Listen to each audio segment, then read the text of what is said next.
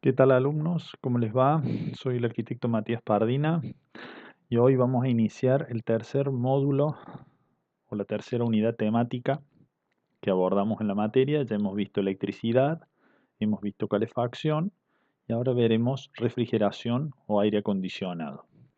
Antes de comenzar específicamente con el cálculo de aire acondicionado, necesitamos estudiar las condiciones del aire que vamos a tratar y sabiendo previamente cuáles son las condiciones del aire atmosférico que tenemos para modificar y llegar a nuestro objetivo, que al igual que con el sistema de calefacción, el objetivo era llegar a una condición de confort dentro de los ambientes, de manera que las personas puedan realizar sus actividades sin sentir ni frío, ni calor, ni corrientes de aire desagradables, ni ruidos, ni ningún otro impedimento que pudiera llegar a sucederse por cuestiones de la climatización del ambiente. Es por ello que estudiaremos ahora la psicometría, que se refiere al estudio de las propiedades físicas del aire atmosférico. Esta psicometría será, como vemos acá en el módulo que les estoy presentando, el primer tema que trataremos en las 7 clases que componen el módulo de refrigeración. Acá les muestro en un recuadro de un color azul el tema de la clase de hoy. Y fíjense que en la columna de la derecha tenemos la aplicación que vamos a ver hoy de cómo manejarnos con todos estos parámetros que van mucho más allá de la temperatura y de la humedad para conseguir estas condiciones de confort. Y fíjense que también tenemos un recuadro de color azul para la clase que viene, donde veremos balance térmico de verano, donde también tocaremos conceptos de la psicometría. E incluso en la semana 21, donde estaremos viendo los componentes de aire acondicionado central, en la parte práctica estaremos viendo el tema referido a los cálculos de caudales de aire acondicionado que tengo que inyectar dentro de los ambientes aire refrigerado, donde también tenemos incidencia en la psicometría. Por lo tanto, esta eh, condición del aire atmosférico y del aire en situación de confort que pretendemos tener dentro de los ambientes será tratado prácticamente a lo largo de todo el módulo que estaremos viendo. Para comenzar, veamos algunos conceptos preliminares, algo que ya estuvimos viendo cuando empezábamos con los conceptos de acondicionamiento térmico referidos a calefacción. El primero de todos es el concepto de calor. Recordamos que era una manifestación de la energía que poseen los cuerpos, provocada por el movimiento molecular interno de un material. Las partículas eh, que tienen en su interior, al estar sometidas a una fuente de calor, comienzan a golpearse entre sí y motivo de ello es que se generan a partir de estos rozamientos una liberación de energía en forma de calor. Teníamos también el concepto de intensidad de calor, más conocido por nosotros como temperatura. Es un parámetro que nos indica la velocidad media a la que se mueven las moléculas dentro de una sustancia. Y la podemos medir con un termómetro en grados centígrados o también llamados grados Celsius o en otras escalas que también hay similares. También tenemos el concepto de humedad relativa, que se refiere a la cantidad de vapor de agua que una masa de aire contiene en relación a la máxima cantidad de estas gotitas de agua que puede tener, lo que sería una condición de saturación. Por eso se llama humedad relativa, porque está relacionando la cantidad de gotitas de agua que hay en el aire en relación, en comparación con la mayor cantidad, con la máxima cantidad que podría llegar a tener en una situación de saturación. Esto me gusta hacer una comparación a mí con una esponja. Cuando yo tengo una esponja seca y le comienzo a echar unas gotitas de agua, la esponja absorbe el agua y no la deja caer, la contiene a las gotitas de agua dentro de esa esponja. Ahora, cuando llega un momento en que la esponja está totalmente llena de agua y le agrego una gotita más de agua, para que entre esa gotita nueva de agua, una tiene que caerse dentro de la masa. Es lo que ocurre cuando la esponja o una masa de aire han llegado a la saturación y no admite más gotitas de agua. Comienza a condensar, comienzan a caer más gotitas de agua de las que puede soportar esa masa de la esponja o una masa de aire. Otro concepto similar referido a la humedad, pero en este caso la humedad específica en el sentido de concreta, se refiere a la cantidad de vapor de agua que una masa de aire atmosférico contiene en una determinada condición de temperatura. Vale decir que si yo tengo esta masa de aire o la esponja, por citar el ejemplo anterior, a una condición de 10 grados, la esponja va a tener una dimensión conforme a que lo que es un gas se expande cuando hace calor y se contrae cuando hace frío. Si yo tengo esta esponja a 10 grados, voy a admitir 15 gotitas de vapor de agua dentro de esa esponja. Ahora, si llevo esa esponja o esa masa de aire a una condición de 35 grados, se va a ver dilatado esa esponja o la masa de aire porque tiene una composición de gases. Entonces ahora admite una mayor cantidad, ahora admite 50 gotitas de vapor de agua. Entonces, la medición de humedad específica me dice la cantidad de gotitas de agua que hay adentro y por lo tanto ya veremos que su unidad es específica y concreta. Y por último, el motivo que da a este estudio de la psicometría que se refiere al aire atmosférico, que es un aire complejo que tiene muchos componentes en su interior.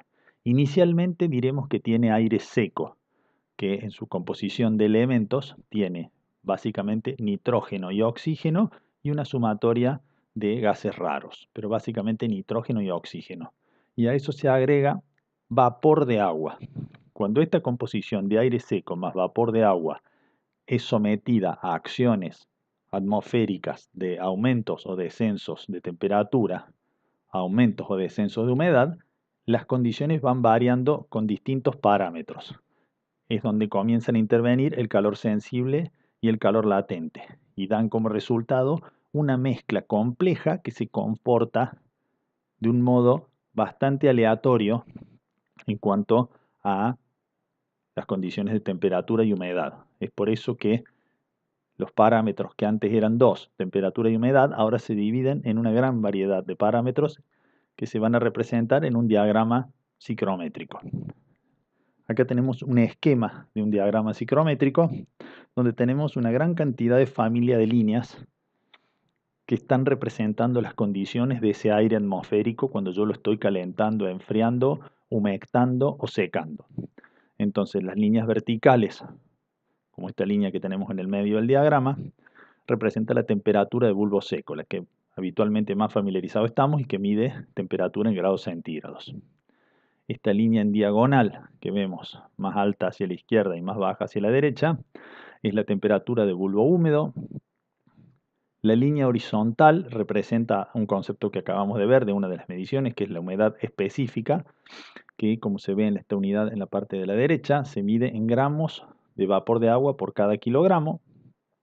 Estas líneas curvas que tiene el diagrama son muy importantes, se refieren a la humedad relativa, que también la habíamos mencionado recién, que está la cantidad de vapor de agua que tiene una masa de aire en relación a la máxima que puede tener en una condición de saturación.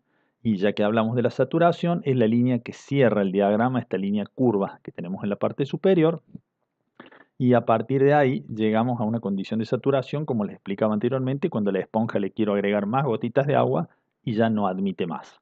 En la base del diagrama está toda la escala de la temperatura de un termómetro de bulbo seco y en el eje vertical tenemos la medición de la humedad específica en gramos sobre kilogramos. Esto es un esquema. En realidad, el diagrama, tal como lo vemos en los textos y que es motivo de estudio de las propiedades físicas del aire, es toda esta gran tela de araña que tiene una gran cantidad de familias de líneas que yo les acabo de explicar a modo esquemático en la situación en el cuadro anterior. Veamos entonces ahora cuáles son estas familias de líneas dentro del diagrama que será motivo de estudio de esta clase. Estos son los 7 parámetros que vamos a poder encontrar dentro de un diagrama y que cada uno de ellos me muestra un parámetro de medición de una de las propiedades del aire atmosférico, que es complejo por lo que mencioné anteriormente de que tiene una composición de aire seco más vapor de agua Y cuando caliento, el aire seco se comporta de un modo y calienta con unos parámetros y el vapor de agua con otros valores. Entonces, este punto amarillo que siempre vamos a encontrar en cualquier diagrama psicométrico es un punto referencial que tenemos dentro del diagrama que viene siendo una condición de confort estándar promedio. No es absoluta, pero es una situación promedio. Por lo general está ubicado en 26,5 grados y 50% de humedad. Veamos ahora las familias de líneas. La temperatura de bulbo seco, que es lo primero que tenemos en la lista amarilla que tenemos a la izquierda, está representado con esta línea roja y son todas las temperaturas medidas en grados, están todas representadas en las líneas verticales. Las líneas horizontales en color azul son la humedad específica. Las líneas curvas que les decía yo que eran muy importantes dentro de este diagrama se refieren a la humedad relativa, relación a la saturación. El punto de rocío es la línea límite, la línea curva de cierre del diagrama psicométrico donde me muestra la condición de saturación. Ahí es cuando el aire contiene la mayor cantidad de gotitas de agua, en la esponja que no admitía más gotitas de agua es esta línea de color verde claro. Luego vienen las líneas inclinadas de izquierda a derecha descendiendo, que son las temperaturas de bulbo húmedo.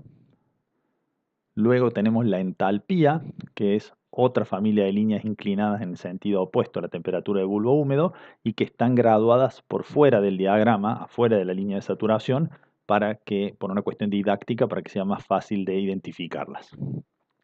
Después tenemos,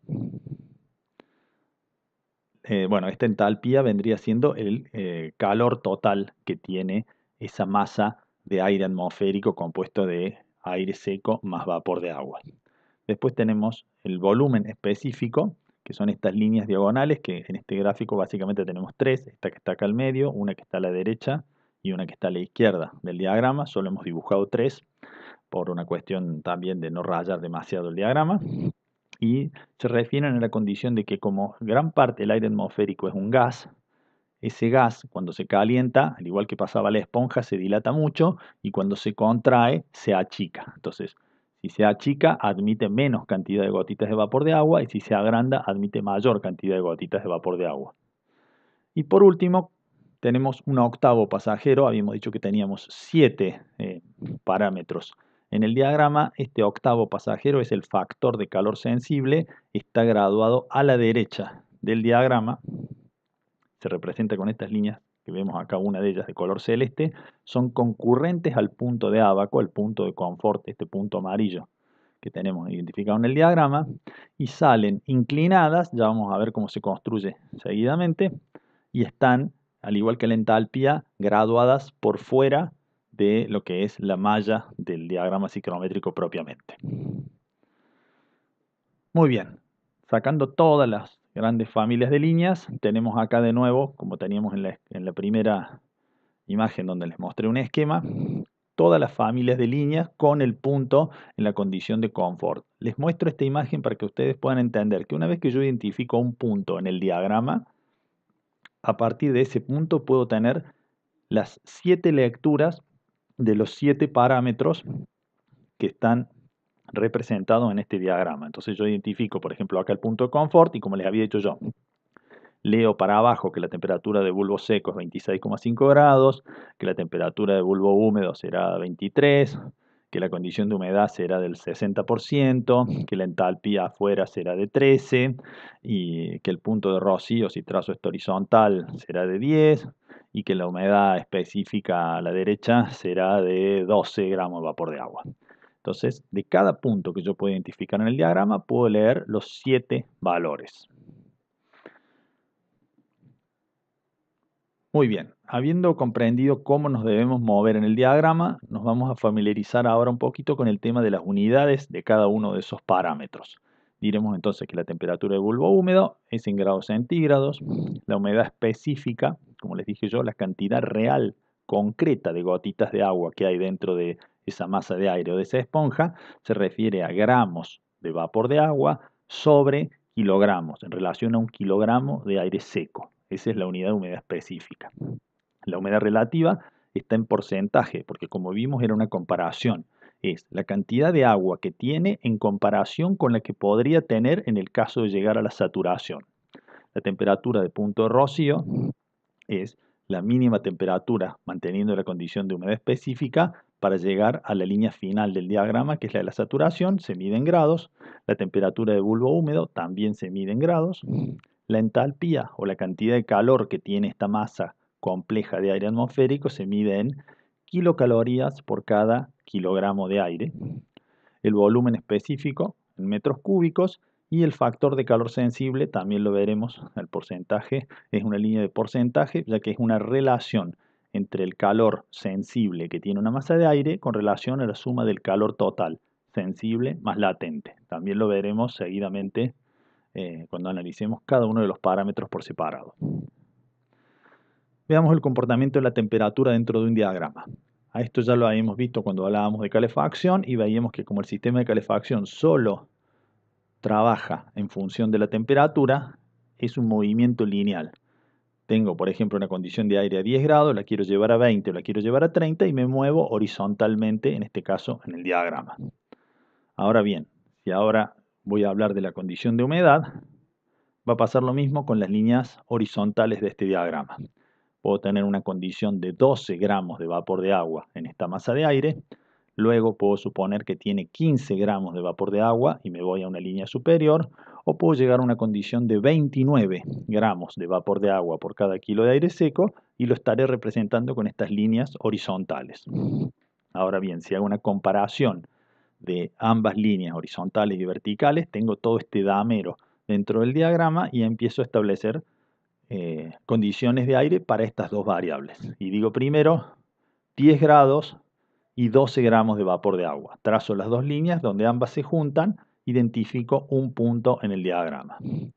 Otra condición de 20 grados en este caso con los 15 gramos de vapor de agua que mencionábamos anteriormente, identifico el punto y lo trazo. Y finalmente en la tercera condición de 30 grados de temperatura de bulbo seco, en relación a 29 gramos de vapor de agua e identifico el punto. Ahora tengo los tres parámetros identificados dentro del diagrama. Ellos, a su vez, me están dando una condición extra que me acabo de enterar cuando leo estos tres textos que tengo a la izquierda. No fueron elegidos aleatoriamente.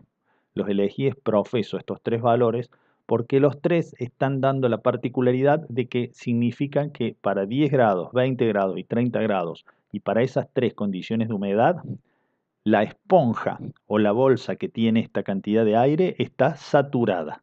Lo que quiere decir que si yo a 30 grados le hubiera querido poner 30 gramos de vapor de agua, no hubiera podido porque ya no cabían más gotitas de agua. Lo mismo en la condición de 20 grados y 15 gramos de vapor de agua, y lo mismo en el caso de 10 grados y 12 gramos de vapor de agua. Por lo tanto, esta línea curva que une a esos tres puntos está representando el fin del diagrama, ya que no puedo tener condiciones más arriba de esa línea curva porque las gotitas de agua se caen de la esponja o de la bolsa de aire. Estamos entonces trazando en este caso la línea del 100% o la línea de la saturación 100% de humedad, eso quiere decir HR, humedad relativa, la condición de saturación. Entonces yo ahora ya tengo tres límites dentro del diagrama. Este límite curvo de la saturación, la base con las líneas de inicio del diagrama inferior, que es donde tengo la graduación de las temperaturas, y la línea vertical de la derecha, que me está mostrando los límites de la humedad específica. Veamos entonces cómo queda ahora conformado el diagrama con las tres familias de líneas. Verticales, temperatura de bulbo seco; horizontales, humedad específica; y la línea curva que tengo claramente identificada acá, que es la condición de la saturación para cualquiera de los puntos en los que me muevan el diagrama. Por lo tanto, la parte de arriba a la izquierda del diagrama no la voy a usar nunca. Veamos si es cierto. Vamos a buscar tres condiciones de aire con este nuevo parámetro de la saturación.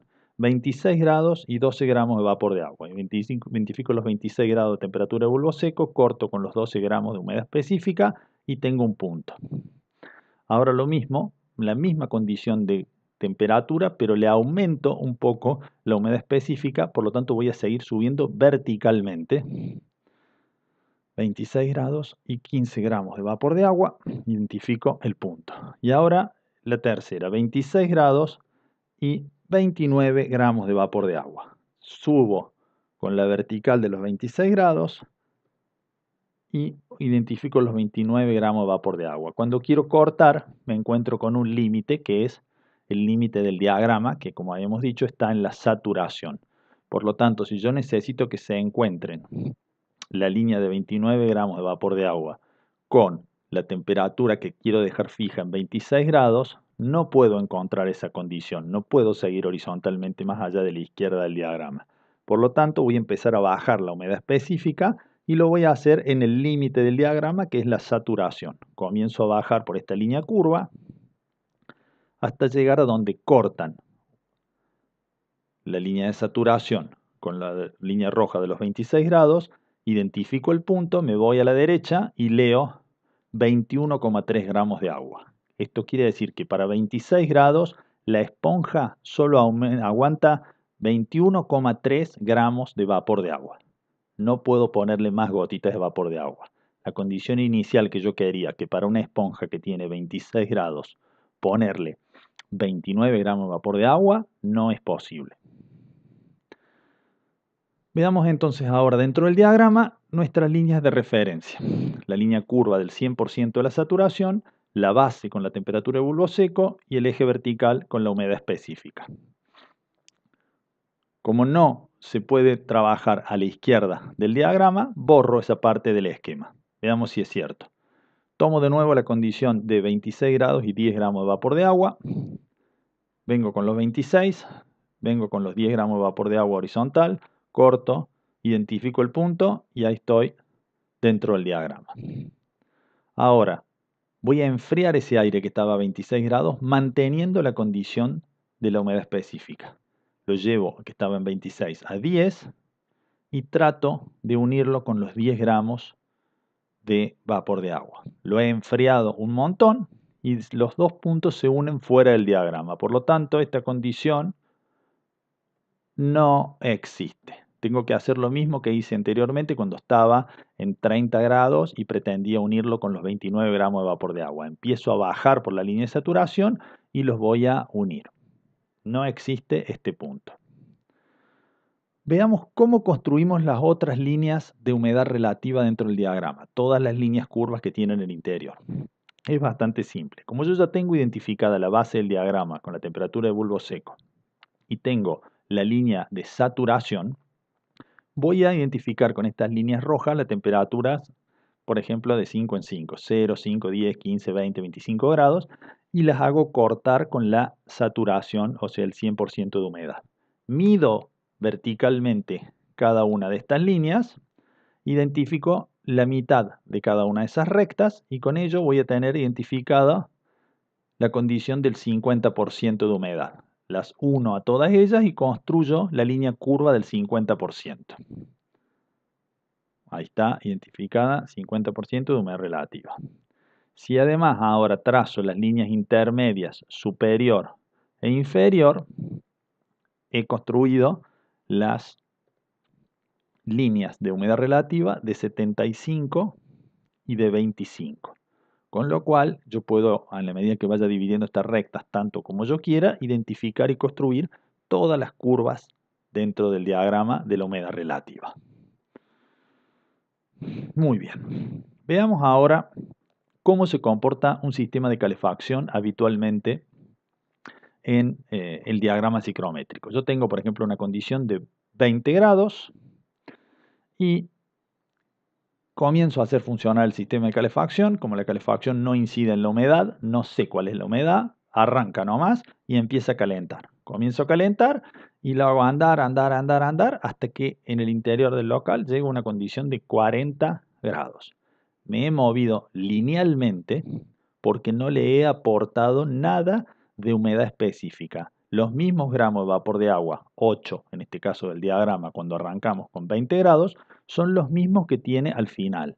Pero si yo miro las líneas de humedad relativa, me voy a dar cuenta que el aire se secó, porque el aire estaba ahí por arriba del 50% de la humedad relativa, y ahora cuando yo lo veo en 40 grados y está cerca de los 20% de humedad. Por lo tanto, para la nueva condición, la esponja se dilata un montón y está mucho más ávida de recibir mayor cantidad de gotitas de agua. Pero el sistema de calefacción no incide sobre la humedad y por eso es que se nota como que el aire está seco cuando lo calienta en exceso. Aporte de calor sensible es lo único sobre lo que yo voy a influir cuando hago funcionar un sistema de calefacción, en este caso por radiadores. Veamos ahora cómo funciona el sistema para aire acondicionado y qué es motivo que estemos estudiando la ciclometría, porque se mueve con los dos parámetros, las condiciones de temperatura y con las condiciones de humedad. Fíjense, arranco de una condición inicial, la misma de antes, bueno, un poco mayor, 25 grados, y comienzo a enfriar el aire. Cuando lo voy a enfriar le voy a ir quitando calor sensible, por lo tanto voy a hacer igual que hacía con la calefacción, para la derecha, para la izquierda. Enfrío. Le quito 20, 15 grados, casi 14 y llego a la saturación. Como saben, hemos borrado la parte izquierda del diagrama porque ya estoy en la saturación, ya lo de la izquierda no existe, por lo tanto yo llego a la saturación y bajo. Cuando bajo, leo la nueva condición de 14,5. Hasta ahora el equipo de aire acondicionado lo único que ha hecho es quitar calor sensible, pero como hemos dicho que también infiere o puede trabajar sobre la humedad específica, yo lo dejo funcionando el equipo de aire acondicionado porque necesito que la serpentina baje su temperatura hasta los 12 grados, por ejemplo. Sigo bajando, como ya vimos anteriormente, por la recta de la saturación. Bajo, bajo, hasta que llego a la condición, por ejemplo, de 10 grados. Ahora el equipo corta. La serpentina está a 10 grados y por lo tanto cuando yo inyecto ese aire a 10 grados, ese aire se va a mezclar con la toma de aire exterior que está a los 35 grados que hace en una siesta de verano y se va a mezclar también con el aire de la condición de confort que yo quiero tener dentro del ambiente de 25 grados. Cuando todos estos aires se mezclan, comienza a calentarse el aire, lo represento con esta línea roja. El aire se comienza a calentar, pero no lo estoy humectando. Lo estoy manteniendo, si seguimos la línea recta de la humedad específica, vamos a decir que está en torno a 7,5 gramos de vapor de agua. Lo que quiere decir que el aire acondicionado, cuando está funcionando sin corrección de humedad, está secando el aire. Es lo que suele pasar con los equipos de split. Como no tienen corrección de humedad, quitan calor sensible, luego siguen bajando por la recta de la saturación y cuando se mezclan los aires y recuperan su condición, no vuelven a los 25 grados y 50% de humedad relativa. Vuelven a los 25 grados y 7 gramos de vapor de agua, que serían algo así como 30% de humedad. Por lo tanto, si el equipo vuelve a arrancar en esta nueva condición de 25 grados y 7 gramos de vapor de agua, volverá a bajar por la recta roja en este caso, bajará un poco más hasta los 8 grados y vuelve horizontalmente. Para que esto no ocurra, el equipo de aire acondicionado tiene que corregir la humedad, de manera que el punto rojo de inicio desde la saturación se vuelva a unir con el punto amarillo de inicio del sistema. Esta recta inclinada es la que me cierra el circuito y me permite que el sistema efectivamente arranque en 25 grados y 50% de humedad y luego cuando se mezclen los aires más la corrección de humedad, volvamos a la condición inicial para que el ciclo se cierre constantemente. Para conocer la inclinación de esta recta que acabamos de trazar, es que tenemos esta variable que le llamaba yo el factor de calor sensible, que es una mezcla de calor sensible más la suma del sensible y el latente, algo que vamos a calcular ahora en el balance térmico y que será muy importante para poder determinar la inclinación de esta recta que me garantiza que el aire no se seca cuando el equipo de aire acondicionado está funcionando. Veamos entonces acá que están trazadas todas las líneas del factor de calor sensible.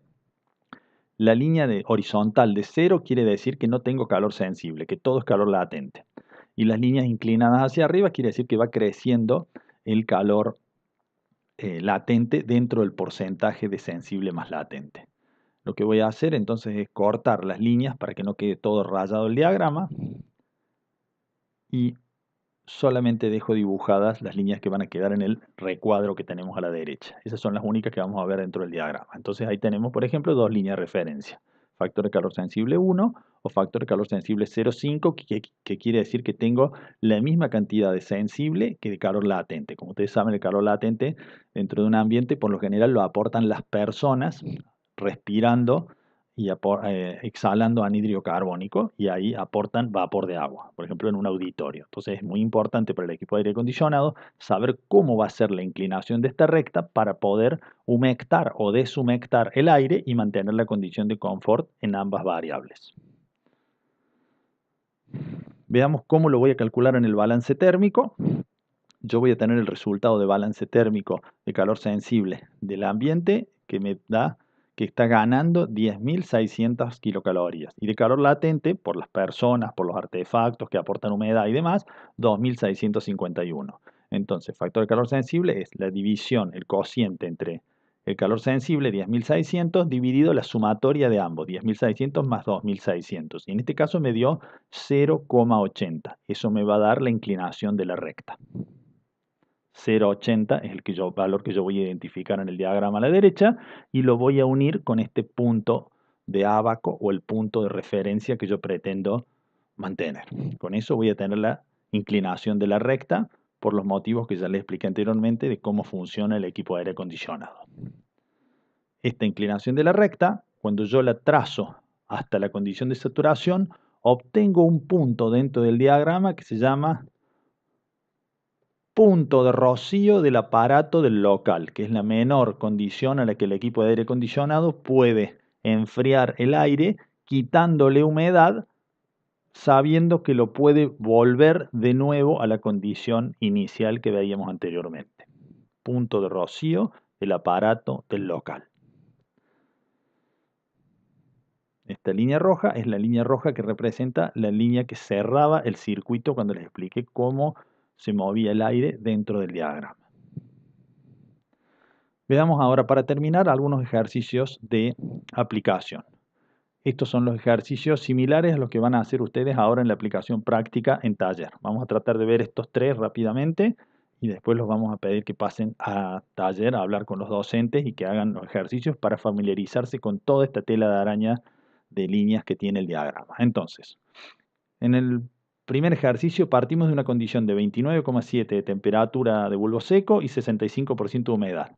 Y me piden que hay que bajarle 8 gramos de humedad específica a esa condición sin cambiar la temperatura de bulbo seco. O sea, me tengo que mantener en 29,7 y averiguar cuánto va a ser la nueva humedad relativa, que antes era de 65% y vamos a leer ahora cuánto es.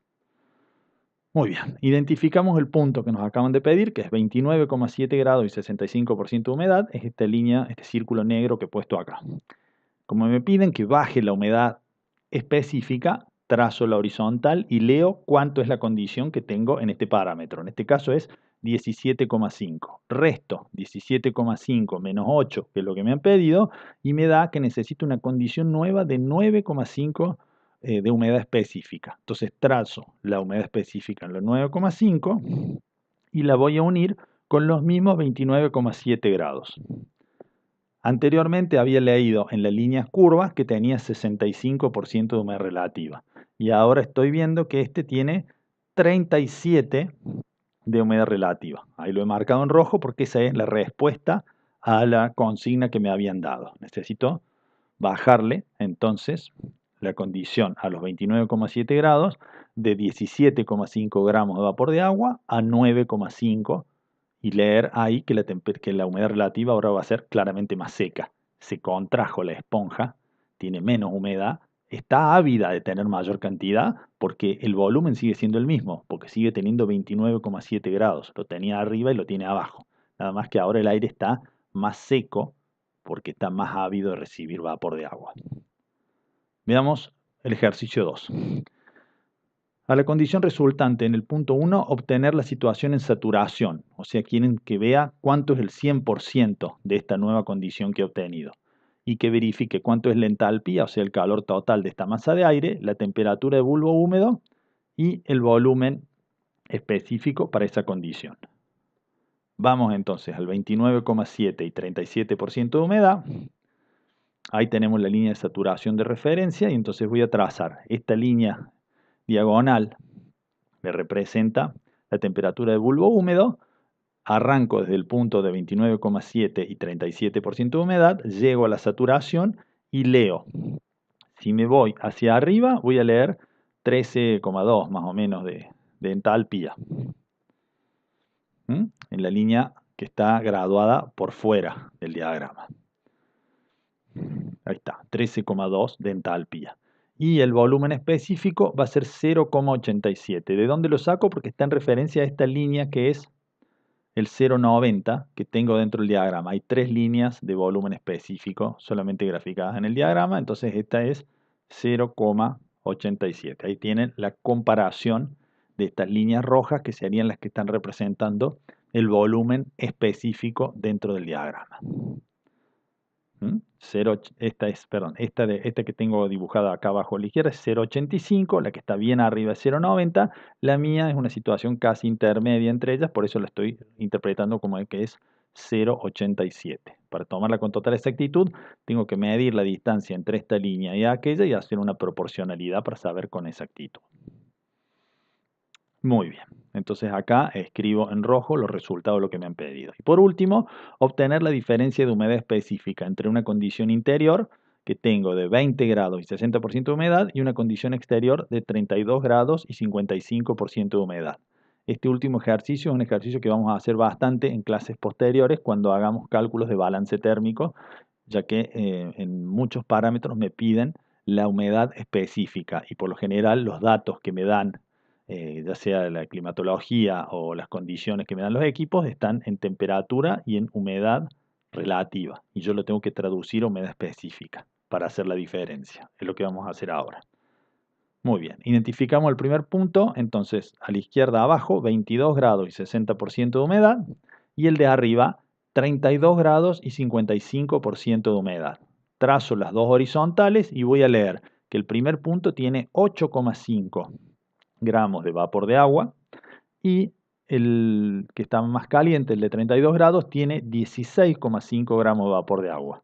Resto ambos, 16,5 menos 8,5 y me da 8 gramos de vapor de agua. Entonces, ¿cuál es la diferencia de humedad específica? Este es el dato que voy a necesitar cuando vaya a hacer cálculo de balance térmico, 8 gramos de vapor de agua.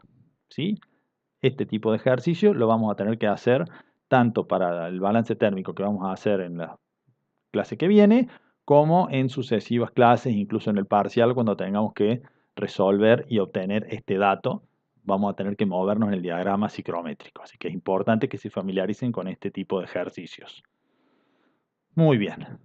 Para finalizar, les quiero mostrar que un diagrama psicométrico no solamente me muestra los distintos parámetros del aire, sino que también lo puedo usar, como en este caso lo usó el autor de Givoni, que es un investigador sobre condiciones de confort y de cómo las condiciones exteriores se pueden adaptar para que un edificio responda adecuadamente, si es posible, sin usar medios mecánicos para acondicionar.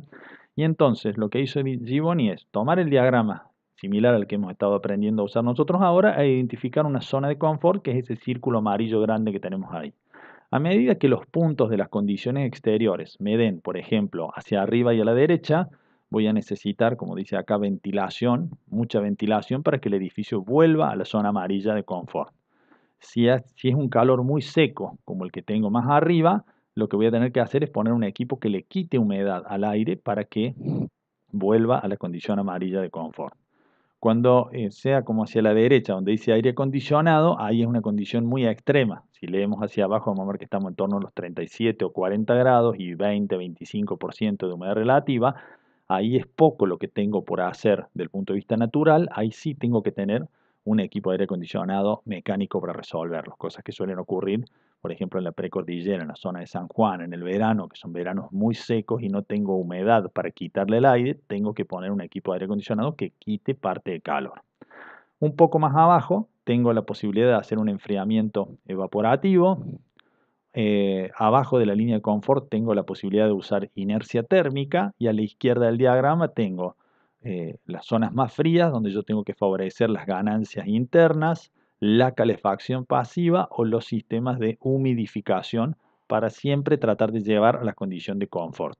Todas estas rayas negras que se ven en el diagrama en la parte de arriba son datos estadísticos de la localidad donde yo estoy estudiando, donde me muestran las temperaturas medias de verano, de invierno y de los equinoccios, de manera que yo sabiendo eh, o dibujando las condiciones que va a tener según una estación meteorológica el edificio donde yo voy a intervenir, puedo ver rápidamente cuáles van a ser los recursos que tengo que usar en mi edificio para mantenerlo en la condición de confort. Esto es como el ABC de la arquitectura bioclimática. Entender qué tan riguroso es el clima por lo cálido, por lo húmedo, por lo frío, por lo seco, por lo ventoso y saber cómo tengo que incidir con estas herramientas antes de empezar a diseñar el edificio.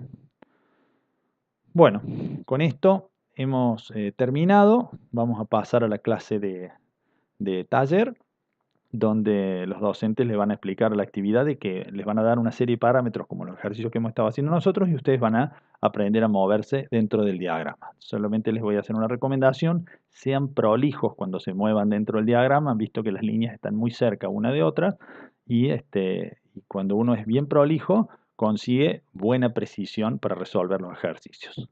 Muchas gracias y bueno, nos estaremos viendo en próximas clases.